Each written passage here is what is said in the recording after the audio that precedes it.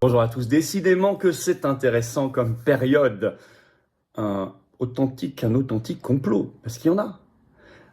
Gates, Soros, Ursula von der Leyen, mis au jour. Mais oui, parce que tout ce mondialisme, ce que ces gens incarnent, ce qu'ils font, c'est chasser en ce moment. Comme l'État profond, c'est chasser de Washington, des États-Unis. Alors ils font de l'Union européenne leur terrain de chasse favori, c'était déjà. Mais là, ils essaient dans tout domaine. Alors, notamment, vous allez voir ici l'escrologie, notre alimentation, l'immigration massive. En quelques jours, on a trouvé beaucoup de choses. Et à chaque fois, ça sort maintenant, comme des scandales dans la presse. Et ça, c'est très intéressant. Parce que comme ils sont obligés d'accélérer ici, de se démasquer, bam, les peuples les voient.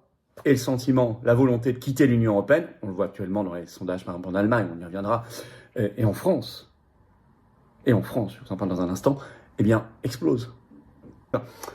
Gates, Soros, von der Leyen, oui, c'est un véritable complot, mais vous savez, il y en a plein, il y en a.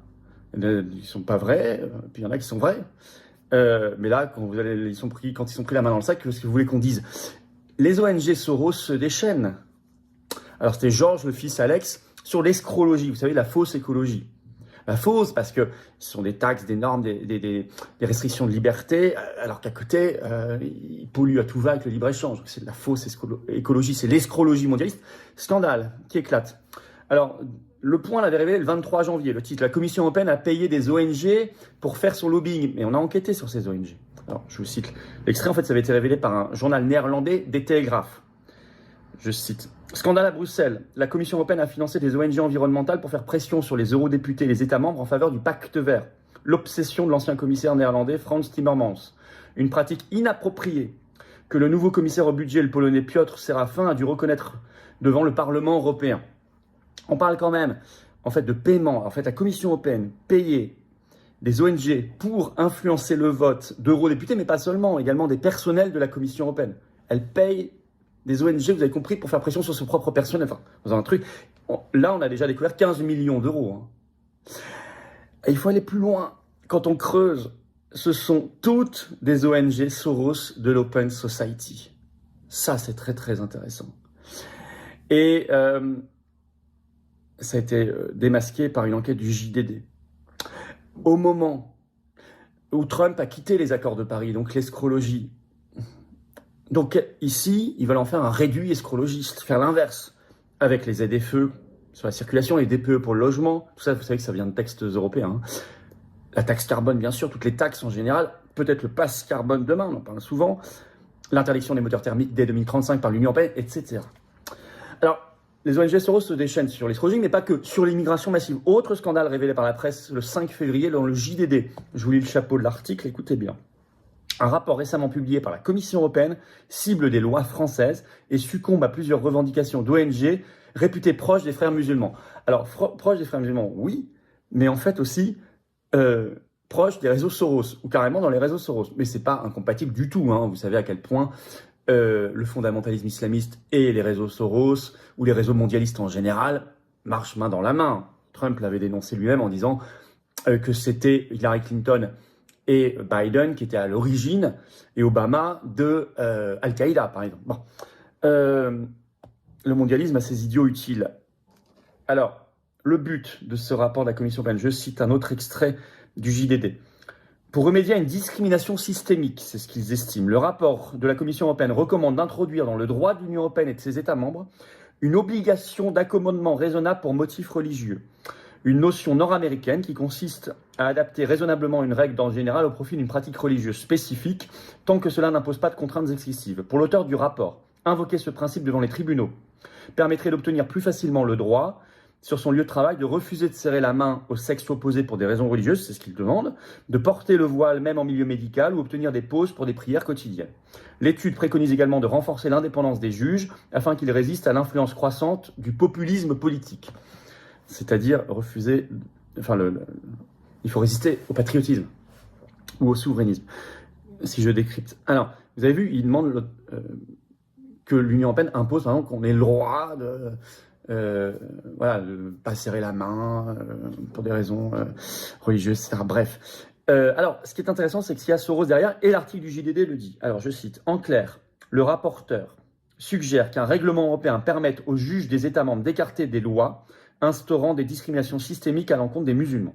Le juge français pourrait alors invalider la loi de 2004 sur les signes religieux ostensibles à l'école en application de ce règlement européen. Parmi sa quinzaine de recommandations, le rapport conseille également de renforcer l'indépendance et les pouvoirs des organisations de la société civile qui, selon son auteur, feraient l'objet de restrictions par les gouvernements européens. » Et là encore, les exemples sont précis. Il critique par exemple la dissolution controversée, disent-ils, du CCIF, collectif contre l'islamophobie en France, par le gouvernement français. Et on y trouve, je cite, toujours, donc le réseau Soros, je cite, le JDD. Au-delà des analyses et recommandations, les liens entre le réseau d'experts indépendants à l'origine du document et plusieurs organisations américaines, dont celle de George Soros, écrit en toutes lettres, qui ne cache aucune ambition politique ou idéologique dans son entreprise philanthropique, interpellent. Car derrière ce réseau se trouvent trois organismes, l'ONG Human European Consultancy, la faculté de droit de l'université d'Utrecht et l'ONG Migration Policy Group. Fondée en 1995, cette dernière se présente comme un think et do tank sur l'intégration, la migration et la lutte contre la discrimination et soutient officiellement la création de sociétés multiculturelles. Donc vous trouvez les ONG Soros, c'est écrit en toutes lettres. Par exemple, derrière ce MPG, Migration Policy Group, le JDD précise que c'est financé par la Fondation Rockefeller, la banque JP Morgan et George Soros.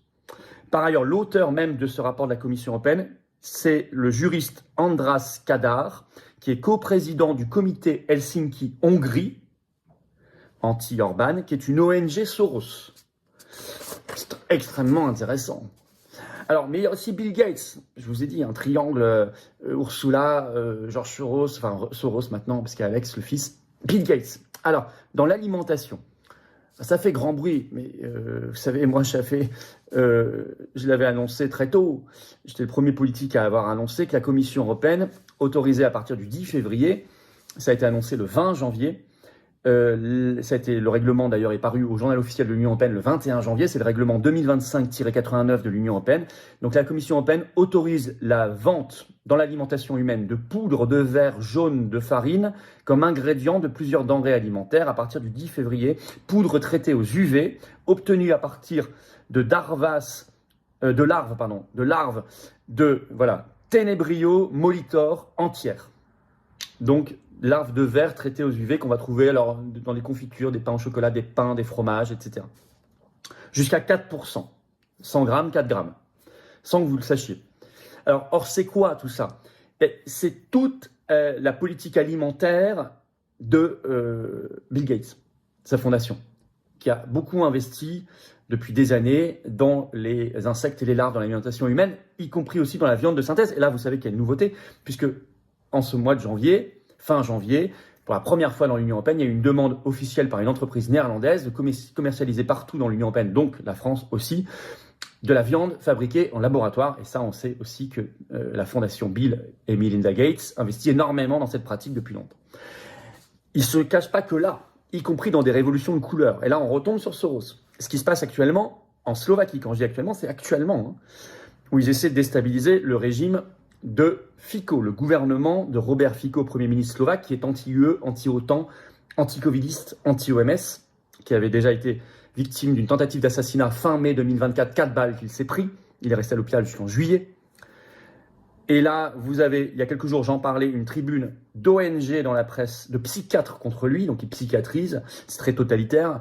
Et maintenant, une tribune d'ONG contre lui, et ce sont, pour la plupart, des ONG Soros. Il y a des manifestations, y compris ce 7 février, là, c'est tout récent. Dépêche AFP, des manifestations avec des drapeaux européens, enfin, c'est toujours la même chose, style Euromaïdan, style Géorgie, enfin, toujours ce qu'ils font, contre Fico, supposé trop proche des Russes, c'est toujours le même argument. C'est soit les Russes, soit Elon Musk, enfin, voilà, bon, ils ne sont pas très originaux. Alors, l'AFP évoque, Robert Fico évoque ce 7 février la préparation d'un coup d'État contre lui. Donc, Révolution Orange, et on retrouve le réseau Soros aussi là-dedans. Bon, là, vous savez, les Révolutions Orange, si vous retrouvez le dossier USAID, on en reparlera, ce sont des complots.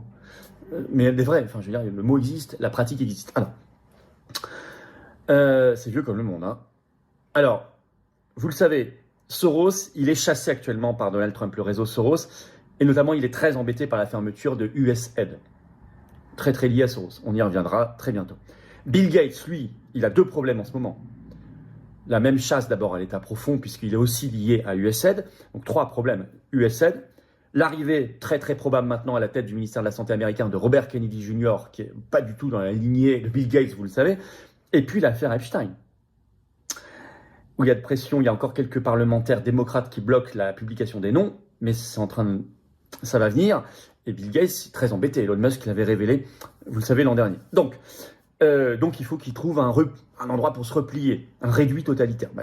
Ils font l'Union européenne avec Ursula von der Leyen comme relais, leur terrain de chasse. Alors il faut mettre un grand coup de balai, dehors, tout ça évidemment. Alors la meilleure manière de le faire, c'est d'être un pays libre, indépendant, un peuple libre et debout par le Frexit, la sortie de la France de l'Union européenne. Venez le dire d'ailleurs dans une démonstration de force, une grande manif nationale, le samedi 22 février, rendez-vous 14h Paris, place du Palais Royal. Venez très manif nationale pour le Frexit, très nombreux, très nombreux pour la sortie de la France de l'Union européenne. C'est essentiel en 2025 et fondamental. Soyez là, très nombreux. Merci, partagez cette vidéo. Pour cela, vous abonner à cette chaîne YouTube par un petit clic gratuit. Petit clic en dessous sur s'abonner à la chaîne. Hop, ça va aider énormément. 10 et 12 février, j'ai 2 réunions publiques, 2 endroits à La Réunion, Saint-Denis et au Tampon. 2 liens pour s'inscrire sous la vidéo en description, c'est entrée gratuite. Pensez à vous inscrire, il reste quelques heures. Évidemment, je vous attends. Allez, venez. Laissez pas votre pays être déchiqueté par les mondialistes, les euro-mondialistes. Tout est possible, 2025 le prouve. Encore faut-il qu'on s'y prenne ensemble. Seul, isolé, je ne peux rien, vous ne pouvez rien, personne ne peut rien. Ensemble, on peut tout pour nous et nos enfants, et les générations qui viennent. Allez, on y va, pour des belles valeurs et des beaux combats. Dans le plus grand mouvement souverainiste et de résistance de France, qui s'appelle les Patriotes, cette carte orange d'adhérents ou de réadhérents, elle est à vous. Il suffit d'adhérer ou de réadhérer maintenant par le premier lien sous la vidéo en description, bienvenue. Ce lien, je l'ai mis également en commentaire épinglé, une petite fiche sur l'écran maintenant, et dans quelques secondes, un lien sur l'écran, vous choisissez. Faire un don au mouvement, c'est le deuxième lien sous la vidéo en description, ça permet de financer nos actions, nous n'avons pas un centime d'aide publique ni d'aide des banques, rien. Si on ne fait pas, parce qu'on ne peut plus faire, parce qu'on n'a plus de financement, personne ne fera à notre place. Je parle de la manif, par exemple, sur le Frexit le 22 février et tout le reste. Si on ne fait pas, ce ne sera pas fait. Mais on peut faire parce que vous êtes là.